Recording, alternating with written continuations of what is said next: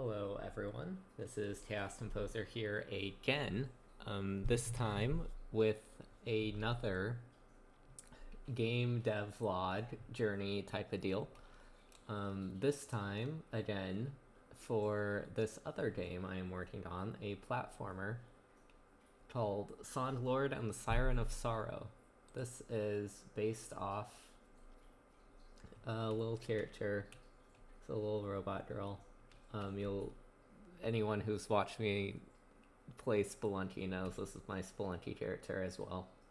And yeah, I said I would do a video on this as well, as the one for my fishing game, which is currently untitled.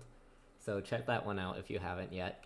But despite me being pretty busy in the coming weeks with moving, I thought I would try and show this off before I get complacent with not working on stuff.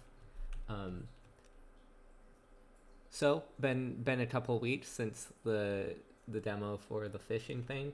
Thought I'd jump into what I've done on Lord so far. Obviously this is a lot of tests. What we've got is there's some jumping. It might be a little bit hard to. The one thing I need to think about is sprite clarity. It is kind of hard to follow where she's going when she's moving right now. So I'm definitely gonna mess around with respriting some stuff, maybe re-outlining. However, I've got most of the movement down. I haven't done any slopes yet. That's probably one of the next things I'll tackle. But in terms of movement, it feels pretty good. This is the best platformer physics I've ever done. And I've done several. Corners are an issue normally. There's being carried by platforms, which is tough. You can even see that there's momentum. You move faster or slower depending on if you're going with or against the platforms.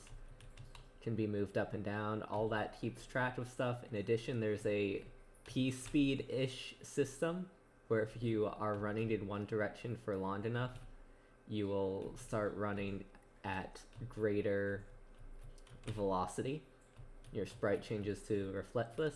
Additionally, your jump height is determined by your speed. You can say I can't make this jump right now. If I have a little bit of momentum, I can easily get up there.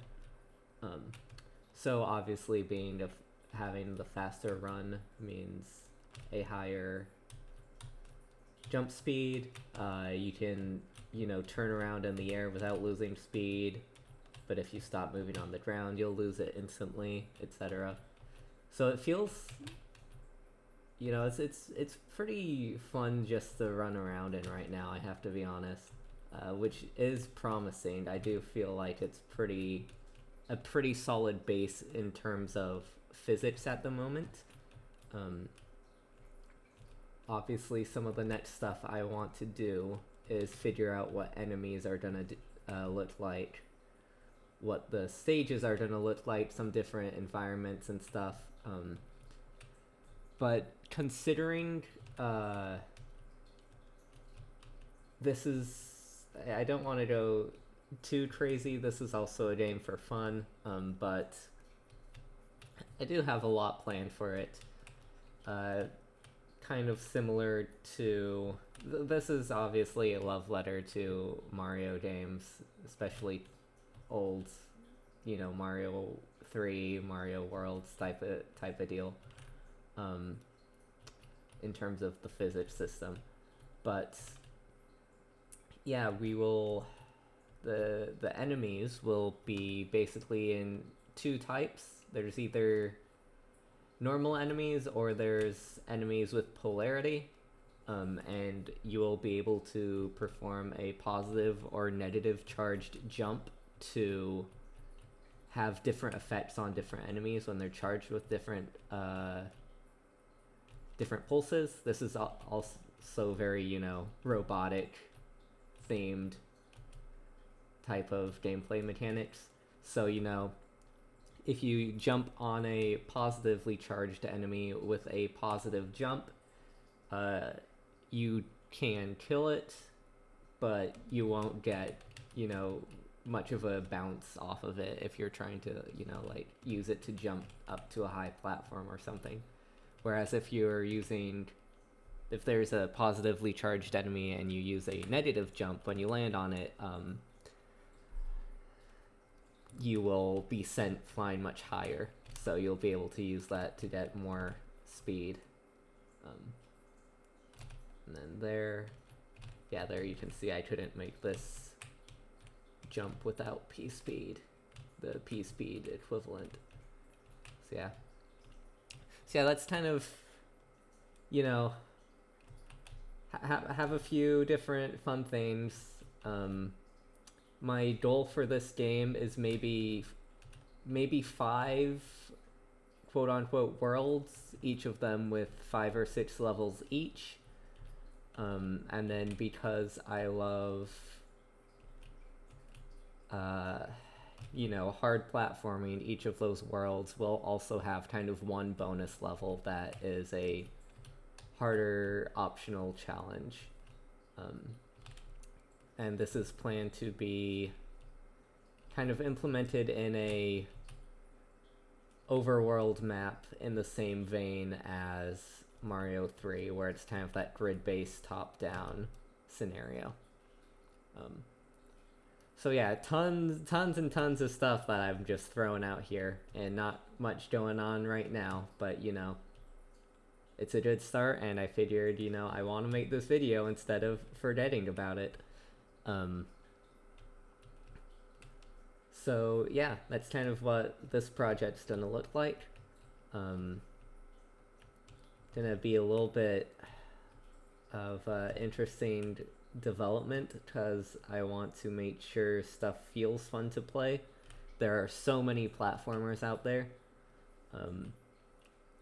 And while I don't necessarily want this one to be like, I don't want to try too hard to make something gimmicked that has its own unique gimmick so it stands out or whatever. It's like I kind of just want to... You also don't want to just do something that has been done 500 times before, which, there's a little bit of that in every platformer, is you got to be worried about how much of this is actually going to be new and fun. But I think the important thing of this is making a base movement system that's just fun to run around in is a good start for that. Because if your game's not fun to play, then, even if it's generic, a game that's fun to play will be fun to play. And this game does feel pretty good to play right now, in my opinion. Real quick before I end this very rambly video,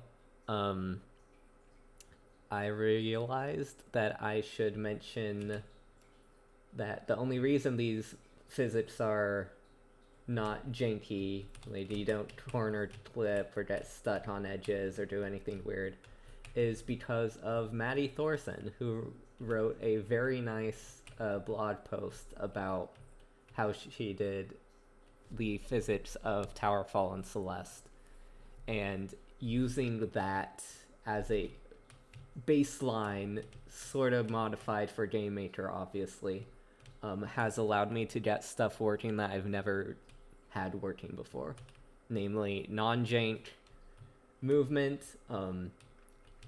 as well as like actually being pushed and impacted by these moving platforms, both horizontally and vertically. Like this type of stuff I never have been able to do before. Even though the animation's a little, wonky right now, trying to run into the wall. But, it pushes me fine. I get pulled along fine. And that is, all thanks to that. So, definitely huge shout-outs to Maddie for that one. It's very cool that she made kind of at least the basics of what she did on those games public. So, yeah. that is the basis of this game right now. I will be moving to a house at some point in the next couple months.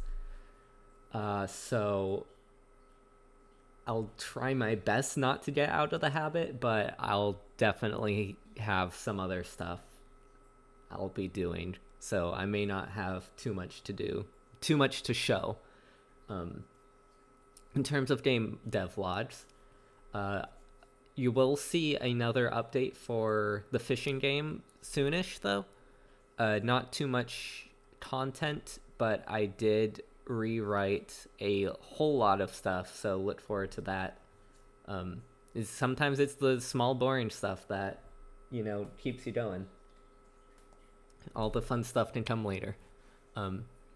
Yep, that's about gonna wrap up this video. Next time I check in on this game, I'm hoping to have some simple enemy tests set up to show off the polarity jumping system, as well as maybe slopes if I decide I actually want to implement slopes. I'm still kind of 50-50 on that. Alright, well, thank you for watching. Sorry for the very rambly video. It's 3 a.m., but, it is what it is. Thanks for watching. I'll see you on the next one.